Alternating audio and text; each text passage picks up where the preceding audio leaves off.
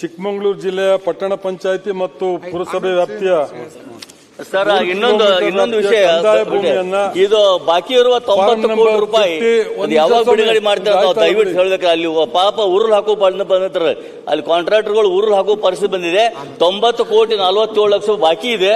ಅದನ್ನ ಯಾವಾಗ ಬಿಡುಗಡೆ ಮಾಡ್ತಾರೆ ಅಂತ ಕೇಳ್ಕೊತಾ ಇದ್ದಾರೆ. ಉಪಮುಖ್ಯಮಂತ್ರಿಗಳು, ನೀರಾವರಿ ಸಚಿವರು ಅವರ ಗಮನಕ್ಕೆ ತಾವು ಇದರಲ್ಲಿ ಹೇಳಿರಲಿಲ್ಲ. ಅದನ್ನ ತಾವು ಈಗ ಹೇಳಿದಿರ, ಇದನ್ನ ಇದರಲ್ಲಿ ತಪ್ಪು ಪ್ರಶ್ನೆಯಲ್ಲಿ ಇರಲಿಲ್ಲ, ಈಗ ಹೇಳಿದಿರ. ಅದನ್ನ ಅವ್ರ ಗಮನಕ್ಕೆ ತಂದು ಅದನ್ನು ಕೂಡ ಹಂತ ಹಂತವಾಗಿ ಅದನ್ನ ಹಣವನ್ನು ಬಿಡುಗಡೆ ಮಾಡಲಿಕ್ಕೆ ಅವ್ರಿಗೆ ನಾನು ಕೇಳ್ಕೊತೀನಿ. ಆಯ್ತು, ರಾಜೇಗೌಡರು ಹೇಳ್ರಿ. ಸನ್ಮಾನ್ಯ ಅಧ್ಯಕ್ಷೆ, ಚಿಕ್ಕಮಗಳೂರು ಜಿಲ್ಲೆಯ ಪಟ್ಟಣ ಪಂಚಾಯಿತಿಯ ಮತ್ತು ಪುರಸಭೆ ವ್ಯಾಪ್ತಿಯ 3 ಕಿಲೋಮೀಟರ್ ವ್ಯಾಪ್ತಿಯ ಕಂದಾಯ ಭೂಮಿಯನ್ನು ನಮೂನೆ 50, ನಮೂನೆ 53 ಮತ್ತು ನಮೂನೆ 57ರಲ್ಲಿ ರೈತರ ಅರ್ಜಿಗಳನ್ನು ಸಕ್ರಮಗೊಳಿಸಬಾರದು ಅಂತ ಹೇಳಿ ಆದೇಶ ಹೊರಡಿಸಿರೋದ್ರಿಂದ ಸಾವಿರಾರು ಅತಿ ಸಣ್ಣ ರೈತರಿಗೆ ತೊಂದರೆಯಾಗುತ್ತಿರುವುದರಿಂದ ತಲಾಂತರದಿಂದ ಸಾಗುವಳಿ ಮಾಡಿಕೊಂಡು ಬಂದಿರುವ ರೈತರ ಕೋರಿಕೆಗೆ ಸ್ಪಂದಿಸಿ ಜಮೀನನ್ನು ಸಕ್ರಮಗೊಳಿಸುವ ಬಗ್ಗೆ ಮಾನ್ಯ ಕಂದಾಯ ಸಚಿವರ ಗಮನ ಸೆಳೆಯ ಬಯಸ್ತೇನೆ. ಸನ್ಮಾನ್ಯ ಅಧ್ಯಕ್ಷ. ಮಾನ್ಯ ಸಭಾಧ್ಯಕ್ಷರೇ, ಮಾನ್ಯ ಸದಸ್ಯರು ಅವರು ಜನಪರ ಕಾಳಜಿಯಿಂದ ಈ ಪ್ರಶ್ನೆಯನ್ನ ಕೇಳಿದ್ದಾರೆ. ಅಂದರೆ ನಗರಸಭೆ ಪುರಸಭೆ ವ್ಯಾಪ್ತಿ ಮತ್ತು ಅದಕ್ಕೆ ಹೊಂದಿಕೊಂಡಿರ್ತಕ್ಕಂಥ ಪ್ರದೇಶ ಅಂದರೆ ನಿರ್ಬಂಧಿತ ಪ್ರದೇಶ ಅಂತ ಕರಿತೀವಿ, ಬಫರ್ ಝೋನ್. ಅದರೊಳಗಡೆ ಇರೋದನ್ನು ಕೂಡ ನೀವು ಮಂಜೂರಿಗೆ ಪರಿಗಣಿಸಬೇಕು ಅಂತ ಮಾನ್ಯ ಸದಸ್ಯರು ಒತ್ತಾಯ ಮಾಡ್ತಾ ಇದ್ದಾರೆ. ಆದರೆ ಮಾನ್ಯ ಸಭಾಧ್ಯಕ್ಷರೇ, ಇದು ಬಹಳ ವರ್ಷಗಳಿಂದ ಇರುವಂಥ ಕಾನೂನು. ಅದು ನಾವು ಈ ಕಾಲದಲ್ಲಿ ತಂದಿದ್ದಲ್ಲ. ನನಗಿರೋ ಮಾಹಿತಿ ಪ್ರಕಾರ ಈ ಕಾನೂನು 40 ವರ್ಷದಿಂದ ಜಾರಿಯಲ್ಲಿದೆ. ಭೂ ಮಂಜೂರಾತಿ ಆರಂಭ ಆದಾಗಿಂದನೂ ಕೂಡ ಅದು ನಗರದ ಒಳಗಡೆ ಮತ್ತು ನಗರಕ್ಕೆ ಹೊಂದ್ಕೊಂಡಿರೋ ಪ್ರದೇಶದಲ್ಲಿ ಮಂಜೂರು ಮಾಡಬಾರ್ದು ಅಂತ. ಉದಾಹರಣೆಗೆ ಹೇಳೋದಾದ್ರೆ, ಯಾಕಂದರೆ ಮಾನ್ಯ ಸದಸ್ಯರಿಗೆ ನಾವೇನೋ ನಮ್ಮ ಸರ್ಕಾರ ಬಂದ ಮೇಲೆ ಈ ರೀತಿ ಮಾಡಿದ್ಯಾರೇನೋ ಅಂತ ಮಾನ್ಯ ಸದಸ್ಯರಿಗೆ ಏನಾದರೂ ಅನುಮಾನ ಗೊಂದಲ ಇರಬಹುದು. ಅದಕ್ಕೆ ಒಂದು ಉದಾಹರಣೆಗೆ ಹೇಳ್ತಾ ಇದ್ದೇನೆ. ಇಲ್ಲಿ ಜನವರಿ 30, 2021 ಜನವರಿ 30, 2021 ಆದೇಶ ಕಾಪಿ ನಾನು ಅವ್ರಿಗೆ ಕಳಿಸ್ಕೊಡ್ತೇನೆ. ಆವತ್ತೇ ಸರ್ಕಾರ ಸೂಚನೆ ಹೊರಡಿಸಿದೆ. ಸುತ್ತೋಲೆ ಮುಖಾಂತರ ಹೇಳ್ತಾರೆ, ಸ್ಥಳೀಯ ಸಂಸ್ಥೆಗಳ ವ್ಯಾಪ್ತಿಯಲ್ಲಿ ಮತ್ತು ವ್ಯಾಪ್ತಿಯ ಸರಹದ್ದಿನಿಂದ ನಿರ್ಬಂಧಿಸಿದ ಅಂತರದಲ್ಲಿ ಬರುವ ಜಮೀನಿನ ಅನಧಿಕೃತ ಸಾಗುವಳಿ ಸಕ್ರಮಗೊಳಿಸುವುದನ್ನು ನಿರ್ಬಂಧಿಸಲಾಗಿದೆ. ಜನವರಿ 2021ರಲ್ಲೇ ಕೊಟ್ಟಿರುವಂತಹ ಸರ್ಕ್ಯುಲರ್ ಉದಾಹರಣೆಗೆ ಹೇಳ್ತಾ ಇದ್ದೇನೆ. ಹೋದ ಸರ್ಕಾರದಲ್ಲೇ ಅದರಲ್ಲಿ ಏನು ಹೇಳ್ತಾರೆ, ನಮೂನೆ 50, 53, 57ರಲ್ಲಿ ಸಲ್ಲಿಸಿರುವ ಅರ್ಜಿಗಳು ಈ ಕೆಳಗಡೆ ಪ್ರದೇಶ ಅಂದರೆ ಬೆಂಗಳೂರು ಮಹಾನಗರ ಪಾಲಿಕೆಯಿಂದ 18 ಕಿಲೋಮೀಟ್ರು, ಬೇರೆ ನಗರ ಪಾಲಿಕೆಗಳಿಂದ 10 ಕಿಲೋಮೀಟ್ರು, ಪುರಸಭೆಗಳಿಂದ 5 ಕಿಲೋಮೀಟ್ರು ಹಾಗೂ ಪಟ್ಟಣ ಪಂಚಾಯಿತಿಗಳಿಂದ 3 ಕಿಲೋಮೀಟರು ಅಂತೇಳಿ ಈ ಪ್ರದೇಶದಲ್ಲಿ ನಿರ್ಬಂಧಿಸಲಾಗಿದೆ ಮಂಜೂರಾತಿಯನ್ನು ಅಂತ ಹೋದ ಸರ್ಕಾರದಲ್ಲೂ ಸರ್ಕ್ಯುಲರ್ ಇದೆ. ಇದು ಮೊದಲಿನಿಂದಲೂ ಕೂಡ ಚಾಲ್ತಿಯಲ್ಲಿ ಇದೆ ಸಭಾಧ್ಯಕ್ಷರೇ. ಈ ಅಧಿನಿಯಮಕ್ಕೆ ಯಾವತ್ತೂ ಕೂಡ ವಿನಾಯಿತಿಯನ್ನು ಕೂಡ ಇಲ್ಲಿವರೆಗೂ ಕೊಟ್ಟಿರೋದಿಲ್ಲ. ಇಷ್ಟು ವಿಷಯಗಳನ್ನು ನಾನು ಮಾನ್ಯ ಸದಸ್ಯರ ಗಮನಕ್ಕೆ ತರಲಿಕ್ಕೆ ಬಯಸ್ತೇನೆ. ಕಾನೂನು ಇದರಲ್ಲಿ ಬಹಳ ಸ್ಪಷ್ಟವಾಗಿ ಇದೆ ಅನ್ನುವ ವಿಷಯ ನಾನು ಅವ್ರ ಗಮನಕ್ಕೆ ತರಲಿಕ್ಕೆ ಬಯಸ್ತೇನೆ. ಸನ್ಮಾನ್ಯ ಅಧ್ಯಕ್ಷರೇ, ಬಹಳ ಸ್ಪಷ್ಟವಾದಂಥ ಉತ್ತರವನ್ನು ಮಾನ್ಯ ಕಂದಾಯ ಸಚಿವರು ಕೊಟ್ಟಿದ್ದಾರೆ. ಆದರೆ ನನಗೆ ಬಹಳ ನೋವಿನ ಸಂಗತಿ ಅಂತ ಹೇಳಿದ್ರೆ, ಮಾನ್ಯ ಸಚಿವರು ಹೇಳಿದ ಹಾಗೆ ಪಟ್ಟಣ ಪಂಚಾಯಿತಿ ಮತ್ತು ಇತರೆ ಸ್ಥಳೀಯ ಸಂಸ್ಥೆಗಳ ವ್ಯಾಪ್ತಿಯಲ್ಲಿ ಹಾಗೂ ವ್ಯಾಪ್ತಿಯ ಸರಹದ್ದಿನಿಂದ 3 ಕಿಲೋಮೀಟರ್ ಅಂತರದಲ್ಲಿ ಬರುವ ಜಮೀನಿನ ಅನಧಿಕೃತ ಸಾಗುವಳಿ ಸಕ್ರಮಗೊಳಿಸುವುದನ್ನು ನಿರ್ಬಂಧಿಸಿ ಭಾರತೀಯ ಜನತಾ ಪಕ್ಷದ ಅಧಿಕಾರ ಇದ್ದಂಥ ಸಂದರ್ಭದಲ್ಲಿ 30/1/2021ರಲ್ಲಿ ಒಂದು ಸುತ್ತೋಲೆ ಹೊರಡಿಸಿದ್ದಾರೆ. ಬಟ್ ಅದರಲ್ಲಿ ಪರಿಸ್ಥಿತಿ ಏನಾಗಿದೆ ಅಂದ್ರೆ, ಅದೇ ಪಕ್ಷದ ಮುಖಂಡರುಗಳು ದಿನನಿತ್ಯ ಅಲ್ಲಿ ಪ್ರತಿಭಟನೆ ಮಾಡುವಂಥದ್ದು, ಸರ್ಕಾರದ ವಿರುದ್ಧ ನನ್ನ ವಿರುದ್ಧ ಪ್ರತಿಭಟನೆ ಮಾಡುವಂಥದ್ದು ಮಾಡ್ತಾ ಇದ್ದಾರೆ. ಬಟ್ ನನ್ನ ಮಂತ್ರಿಗಳು ನನ್ನ ಕಳಕಳಿಯ ಮನವಿ ಏನು ಅಂತ ಹೇಳಿದ್ರೆ, ಹಿಂದೆ ಕೆಲವು ಸಂದರ್ಭದಲ್ಲಿ ಆ 3 ಕಿಲೋಮೀಟರ್ ವ್ಯಾಪ್ತಿನಲ್ಲಿ ಮಂಜೂರು ಮಾಡಿಕೊಟ್ಟಿದ್ದಾರೆ.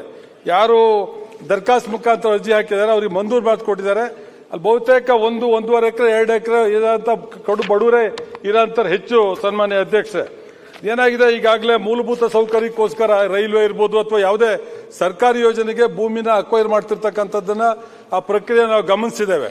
ಇವತ್ತು ಅವರಿಗೆ ಏನಾದ್ರು ಮಂಜೂರು ಮಾಡಿಕೊಟ್ರೆ ಮುಂದೆ ನಗರ ಮಲೆನಾಡು ಭಾಗದಲ್ಲಿ ಅಷ್ಟು ದೊಡ್ಡ ಮಟ್ಟದಲ್ಲಿ ವ್ಯಾಪ್ತಿಯಲ್ಲಿ ಬೆಳವಣಿಗೆ ಆಗೋದಿಲ್ಲ, ಬಹಳ ತಡ 106 ವರ್ಷಗಳು ಬೇಕಾಗ್ತದೆ.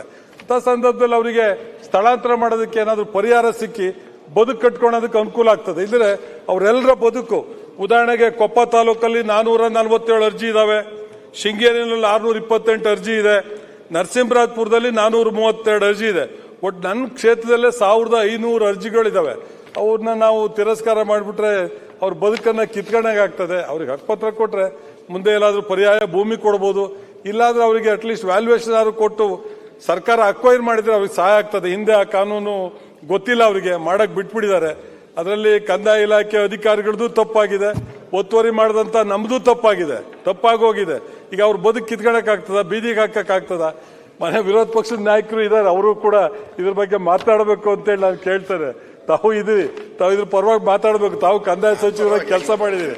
ಬಟ್ ನಿಮ್ಮವ್ರು ಅಟ್ಲೀಸ್ಟ್ ಕೊನೆ ಪಕ್ಷ ಇದು ನಮ್ಮಿಂದ ತಪ್ಪಾಗಿದೆ, ಆ ಶಾಸಕರಿಂದ ತಪ್ಪಾಗಿದೆ, ಅವನು ಬಡವ್ರ ಬದುಕನ್ನು ಬೀದಿಗೆ ಹಾಕ್ತಾ ಇದ್ದಾನೆ ಅಂತ ಹೇಳಿ ಅಲ್ಲಿ ಹೇಳೋದು ಎಷ್ಟು ಸರಿ? ಕಾನೂನೇ ಅದನ್ನ ತಿದ್ದುಪಡಿ ಮಾಡೋದಕ್ಕೆ ನಾವೆಲ್ಲ ಸೇರಿ ಮನವಿ ಮಾಡೋಣ. ತಮ್ಮ ಸಹಕಾರನೂ ಕೂಡ ಇರ್ಲಿ. ತಾವು ಕಂದಾಯ ಸಚಿವರಾಗಿದ್ದ ಕೆಲವು ಸುಧಾರಣೆ ತಂದ್ಕೊಟ್ಟಿದ್ದೀರಿ. ನಾನು ರೆವಿನ್ಯೂ ಮಿನಿಸ್ಟರ್ ಆದ್ರು, ಕೃಷ್ಣ ಬೈರೇಗೌಡ ಅವರು ರೆವಿನ್ಯೂ ಮಿನಿಸ್ಟರ್ ಆದ್ರು, ಕಾನೂನೇನು ಬದಲಾವಣೆ ಆಗಕ್ಕೆ ಸಾಧ್ಯನೇ ಇಲ್ಲ. ನಾವು ಪದ ನಿಮಿತ್ತ ಅಷ್ಟೇ. ಇವಾಗ ನೀವು ಅಲ್ಲಿ ಕೂತಿದ್ದೀರಾ, ನೀವು ಪದ ನಿಮಿತ್ತ ಅಷ್ಟೇ. ಇದು ಕಾನೂನು ಬಂದು 40 ವರ್ಷ ಆಗೈತೆ. 40 ವರ್ಷದಿಂದ ಯಾರಾದರೂ ಆ ಥರ ಕಿಲೋಮೀಟರ್ ಒಳಗಡೆ ಕೊಟ್ಟಿದ್ರೆ ಆಟೋಮೆಟಿಕಲಿ ವಜಾ ಮಾಡ್ತೈತೆ. ವಜಾ ಮಾಡಬೇಕು. ಆ ಥರ ತಪ್ಪಾಗಿದ್ರೆ ವಜಾ ಮಾಡಬೇಕು. ಅಧಿಕಾರಿ ಈಗ ಇದೆಲ್ಲ ಕೊಡೋವಂಥವ್ರು ಅಧಿಕಾರಿಗಳು. ಕಿಲೋಮೀಟರ್ ಕೊಡೋರು ಯಾರು? PWD ಅವರು ಕಿಲೋಮೀಟರ್ ಕೊಡ್ತಾರೆ. ಅದು ತಪ್ಪಾಗಿದ್ರೆ ವಜಾ ಮಾಡಬೇಕು. ಇದನ್ನ ವಜಾ ಮಾಡೋದು ಬಿಟ್ರೆ ಬೇರೆ ದಾರಿ ಇಲ್ಲ. ಅದರಿಂದ ಕೃಷ್ಣ ಬೈರೇಗೌಡರು ಹುಷಾರಾಗಿ ಚಾಲೂಕಾಗಿ ಓದಿದ್ರು, ಇದು ಬಿಜೆಪಿ ಸರ್ಕ್ಯುಲರ್ ಹೊಡಿಸಿದ್ದಾರೆ ಅಂತ. ನಾನಿದ್ದಿದ್ರೆ ಏನ್ ಮಾಡಿರೇನೆ, ಕಾಂಗ್ರೆಸ್ ಅವ್ರ ಸರ್ಕ್ಯುಲರ್ ಹೊಡಿಸಿರೋ ನಾನು ತೋರಿಸಿರೇನೆ. ಇದು ಇವತ್ತಲ್ಲ, 40 ವರ್ಷದಿಂದ ಬಂದಿದ್ದು. 40 ವರ್ಷದಿಂದ ಬಿಜೆಪಿ ಸರ್ಕಾರ ಏನಿರ್ಲಿಲ್ಲ. ಅದರಿಂದ ಈ ಕಾನೂನು ಇದು ಇವತ್ತು ಸರ್ಕಾರದಲ್ಲಿ ಶಾಲೆಗಳಿಗೆ, ಸ್ಮಶಾನಗಳಿಗೆ, ಬೇರೆ ಬೇರೆ ವಿಚಾರಗಳಿಗೆ ಜಮೀನೇ ಸಿಗ್ತಾ ಇಲ್ಲ. ನಾನೇ ಮಂತ್ರಿ ಆಗಿದ್ದಾಗ ಅಧ್ಯಕ್ಷರೇ, ನಾನು ಯಾವುದೋ ದಾವಣಗೆರೆಯಲ್ಲಿ ಒಂದು ಗ್ರಾಮೋತ್ಸವ ಮಾಡಿದೆ. ಅಪ್ಪ ನಾನು ರಿಕ್ವೆಸ್ಟ್ ಮಾಡ್ತೀನಯ್ಯ, ಅಲ್ಲಿ ಹಳ್ಳಿಗೆ ಸ್ಮಶಾನ ಕೊಡ್ರಿ ಅಂದ್ರೆ ಒಬ್ರು ಕೊಡಕ್ ರೆಡಿ ಇಲ್ಲ. ದುಡ್ಡು ಕೊಡ್ತೀನಿ ಅಂದ್ರೆ ಕೊಡಕ್ ರೆಡಿ. ಆ ಜಮೀನೆಲ್ಲ ಇಂದ ನಾವೇ ಗ್ರಾಂಟ್ ಮಾಡಿದಿರಿ, ಸರ್ಕಾರನೇ ಗ್ರಾಂಟ್ ಮಾಡಿದಿರಿ. ಅವ್ರಿಗೆ ಜಮೀನ್ ಕೇಳಿದ್ರೆ ಕೊಡಲ್ಲ ಅಂತಾರೆ. ಏನ್ ಮಾಡ್ತೀರಾ? ಮುಂದೆ ಆ ತರ ಅನಾಹುತ ಆಗ್ಬಾರದು ಅಂತಾರೆ. ಯಾರೋ ಹಿಂದೆ ಪುಣ್ಯಾತ್ಮ 40 ವರ್ಷದಿಂದ ಮಾಡಿದಾರಪ್ಪ, ನಾವಂತೂ ಮಾಡಿಲ್ಲ. ಒಳ್ಳೇದಾಗ್ಲಿ ಅಂತ ಮಾಡಿದ್ದಾರೆ ಅಂತ ನನಗನ್ಸ್ತೈತೆ. ಯಾರೇ ರೆವಿನ್ಯೂ ಮಿನಿಸ್ಟರ್ ಆದ್ರೂ ನಮ್ಗೇನು ಅಧಿಕಾರ ಇಲ್ಲ. ಇವಾಗ ಕೃಷ್ಣ ಬೈರೇಗೌಡರಿಗೂ ಅಧಿಕಾರ ಇಲ್ಲ, ನನಗೂ ಅಧಿಕಾರ ಇಲ್ಲ.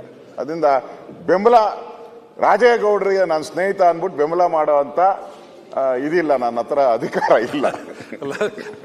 ಕೇಳಿದ್ರೆ ಒಪ್ಕೊಂತೀನಿ. ಸನ್ಮಾನ್ಯ ವಿರೋಧ ಪಕ್ಷದ ಹಾಗೇನೆ ಮಂತ್ರಿಗಳು ಹೇಳಿದ್ದಾರೆ, ಅಟ್ಲೀಸ್ಟ್ ತಮ್ಮಲ್ಲಿ ಮನವಿ, ತಮ್ಮಲ್ಲಿ ಕಳಕಳಿ ಮನವಿ, ಒಟ್ಟಿಗೆ ಉತ್ತರ ಕೊಟ್ಬಿಡಿ. ಬಟ್ ಬಹಳ ಸ್ಪಷ್ಟವಾಗಿ ಮಾತಾಡಿದ್ದಾರೆ. ಅದರಲ್ಲೇ ನೀವು ಅರ್ಥ ಮಾಡ್ಕೋಬೇಕು. ಅವರು ನನಗಿಂತೂ ಇನ್ನೂ ಸ್ಪಷ್ಟವಾಗಿ ಮಾತಾಡಿದ್ದಾರೆ ಈ ವಿಷಯದಲ್ಲಿ. ಇದು ಯಾರಾದರೂ ಅವರು ಆ ಥರ ಅಲ್ಲಿ ರಾಜಕೀಯ ಕಾರಣಕ್ಕೆ ಅವರು ಲೋಕಲ್ ಅಲ್ಲಿ ಪ್ರಚಾರ ಮಾಡ್ಕೊಳ್ತಾರೆ ಬಿಟ್ರೆ, ಅವ್ರು ಹೇಳ್ದಾಗೆ ನಾನು ಉದಾಹರಣೆಗೆ ಹೇಳಿದೆ, ಇದು ನಮ್ಮ ಸರ್ಕಾರದ್ದು ಅಲ್ಲ ಅಥವಾ ಅವ್ರ ಸರ್ಕಾರ ಅಂತಾನೂ ಅಲ್ಲ. ಅವ್ರ ಸರ್ಕಾರದಲ್ಲಿ ಹೊರಡಿಸಿರೋ ಸರ್ಕ್ಯುಲರೇ ಇದೆ. ನಾನು ನಿಮ್ಗೆ ಕಳಿಸ್ಕೊಡ್ತೇನೆ ಈ ಸರ್ಕ್ಯುಲರ್ ಅನ್ನ. ಹೀಗಾಗಿ ಈಗ ಅವರು ಒಂದು ಪ್ರಶ್ನೆ ಎತ್ತಿದ್ದಾರೆ ಸಭಾಧ್ಯಕ್ಷರೇ. ನೀವು ಒಂದ್ ನಿಮಿಷ ಕೂತ್ಕೊಳ್ಳಿ ಗೌಡ್ರೆ. ಅವರು ಒಂದೇನು ಅಲ್ಲಿ ಈ ತರ ಕೆಲವರು ಸಾಗುವಳಿ ಮಾಡ್ಕೊಂಡು ಬಂದಿದ್ದಾರೆ. ನಾಳೆ ಅಂತವ್ರದ್ದು ಭೂಸ್ವಾಧೀನ ಆದಾಗ ಅವ್ರಿಗೇನು ಪರಿಹಾರ ಸಿಗೋದಿಲ್ಲ, ಬೀದಿಗೆ ಬಂದಂಗೆ ಆಗುತ್ತೆ ಅಂತ. ಈಗ ನಾವಂತೂ ಇವ್ರನ್ನ ಯಾರನ್ನೂ ಒಕ್ಲೆಬ್ಸಿಲ್ಲ ಸಭಾಧ್ಯಕ್ಷರೇ, ಒಕ್ಲೆಬ್ಸಿಲ್ಲ. ಅವರು ಸಾಗುವಳಿ ಮಾಡೋದಕ್ಕೆ ಸಾಗುವಳಿದಾರರಿಗೆ ನಾವೇನು ತೊಂದರೆ ಮಾಡಿಲ್ಲ. ಕರೆಕ್ಟ್ ಆಗೋಡ್ರೆ? ಸಾಗುವಳಿ ಎಲ್ಲೂ ಸಾಗುವಳಿ ಒಕ್ಲೆಬ್ಸಿ ಅಂತ ನಾನು ಸೂಚನೆ ಕೊಟ್ಟಿಲ್ಲ, ಗೊತ್ತಾಯ್ತಾ? ನಾವು ಒಕ್ಲೆಬ್ಸಿಲ್ಲ. ಹಾಗೆ ಮುಂದೆ ಏನಾದರೂ ಇವ್ರಿಗೆ ಭೂಸ್ವಾಧೀನ ಆದರೆ ಏನು ಅಂತ ಪ್ರಶ್ನೆ ಅವರು ಕೇಳ್ತಾ ಇದ್ದಾರೆ. ಅಂಥ ಕಾಲದಲ್ಲಿ ಈ ವಿಷಯ ಮಾನ್ಯ ಮುಖ್ಯಮಂತ್ರಿಗಳ ಹತ್ರ ಮೊನ್ನೆ ಚರ್ಚೆ ಆಯಿತು, ಒಂದು ತಿಂಗಳ ಹಿಂದೆ. ಆವಾಗ ಒಂದು ಪ್ರಾವಿಷನ್ನು ನಮ್ಮ ಲ್ಯಾಂಡ್ ಅಕ್ವಿಸಿಷನ್ 2013ನೇ ಆ್ಯಕ್ಟಲ್ಲಿ ಈ ರೀತಿ ಇರುವಂಥವರಿಗೆ ಒಂದು ಎಕ್ಸ್ಗ್ರೇಷಿಯಾ ಅಮೌಂಟ್ ಕೊಡಲಿಕ್ಕೆ ಒಂದು ಸೆಕ್ಷನ್ ಇದೆ.